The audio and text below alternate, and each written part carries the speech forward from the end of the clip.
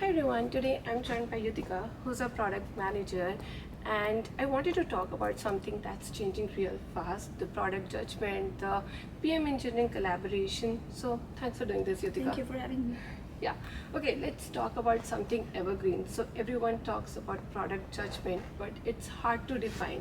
So where have you seen a great product judgment, like any moment you want to use as an example?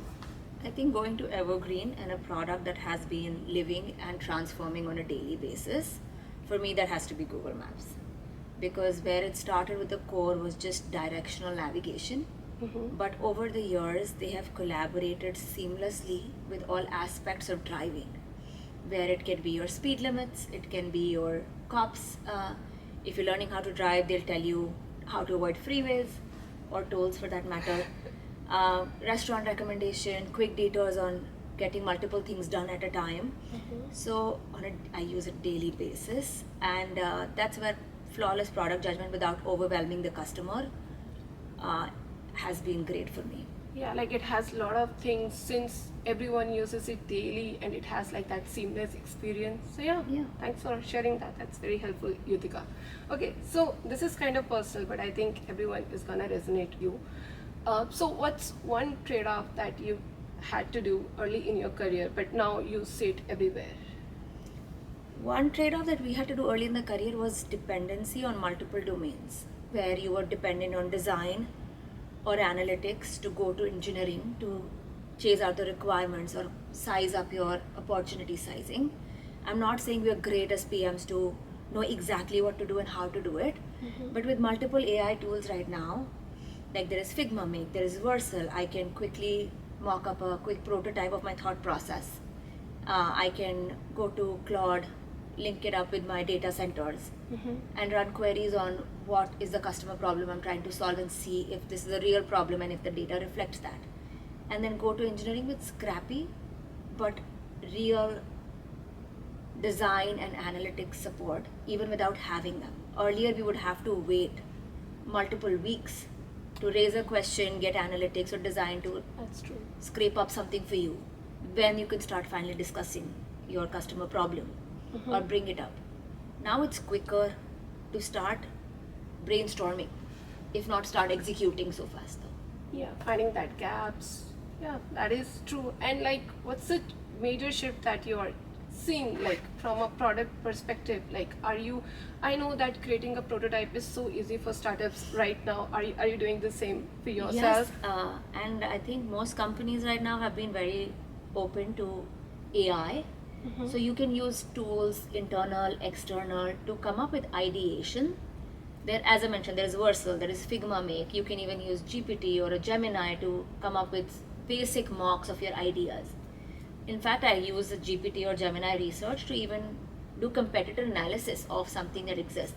You don't have to go scraping the web yourself to find, oh, this is being done like this or this is being done like that. So that has been super helpful to come up with more concrete base of your idea.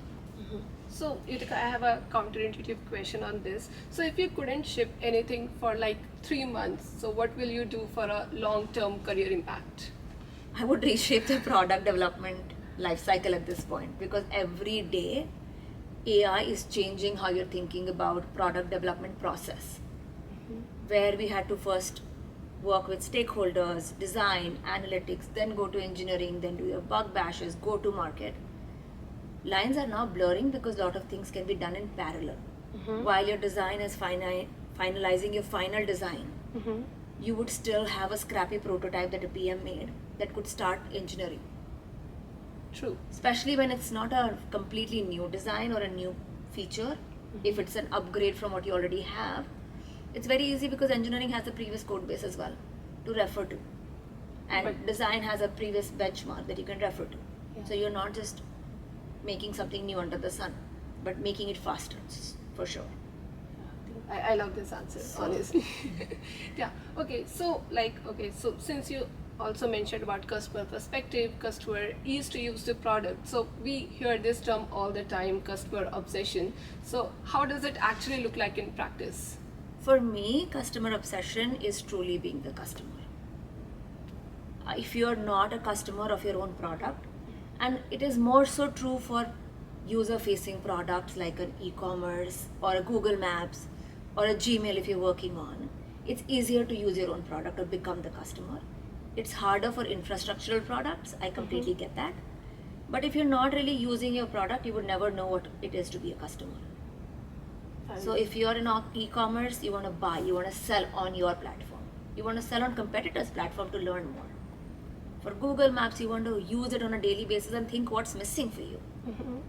So that for me is customer obsession, is truly being the customer and experiencing what your customers experience.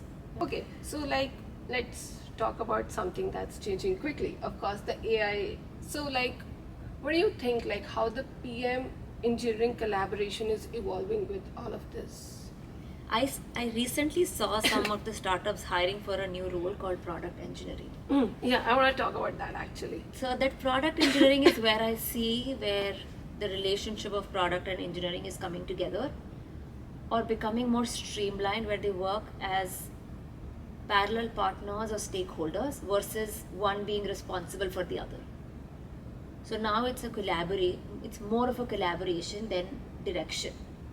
So now engineering, we can look at the engineering code base. I can summarize what the code looks like, at least figure out how the code flows. Sometimes the edge cases that I've not even thought about, but the code will remind me that, oh, this is the edge case. Yeah, that is true. So that way it's changing, where engineering has become very open to scrappy ideas, where the requirements are not completely documented, but you see it as a prototype, and while you're discussing, you iterate that prototype so fast that by the time you're out of the meeting, the requirements have also changed. But you have a prototype that you can lean on and then kind of comb it through and streamline it for execution. So it's more like a partnership at this point versus like a direction that used to be, at least for me. So like, do you want to share about the AI tools that you're using daily? Like maybe like that's actually helping you to boost your productivity. For me, I think I really rely on Claude to write my Jira stories, go through the community forums and bring me customer feedback because it has the internet access. I run my data queries and write my data queries on Claude as well. And then there's of course GPT and Gemini, where you can restructure your emails or write your PRDs, comb it through. And then there is Figma, Make and Vercel for creating prototypes. So those are more actively being used. I'm right now exploring Cursor, but I've not gotten through much with it. Okay, a fun question. So like, since you can just write lines of code in minutes, so are you creating prototypes just for the brainstorming purpose? Of course, it's a playground at this point. There is priorities that we want to ship and we want to focus on, but it's a playground. When you get time, you want to explore what else you can think about. There is more ideas. Now your AI tools are your partners in brainstorming and thinking. There are ideas that I've never thought about. And it comes up in discussions when I'm talking to these agents.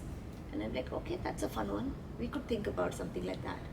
So it's an ideation factory as well. But at the end of the day, product judgment or product decision, product intuition, or really knowing your customers finally define my decision making. Because AI agents are great, they make you fast. But you're knowing the customer, you're understanding the customer problem, what comes first, or prioritizing one over the other is still a human judgment that I rely on. So do you see that impact on the customers? Like, are you able to, like, is from a product perspective, are you guys able to ship a better product, a better user experience, or maybe more fast shipping due to this AI tool? Fast shipment, 100% yes. Better product is a very subjective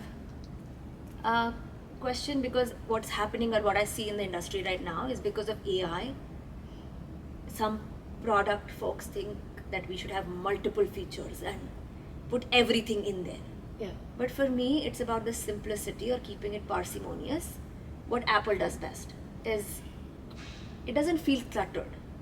So because of AI, where we are all playing around with it and you want to do so many things, sometimes it's important to step back and see what is really important versus are we doing it for the fun of it. Yeah, great. Yeah, thanks for doing this, Yutika. Thank you. Yeah, thank you. It was really great. Thank you.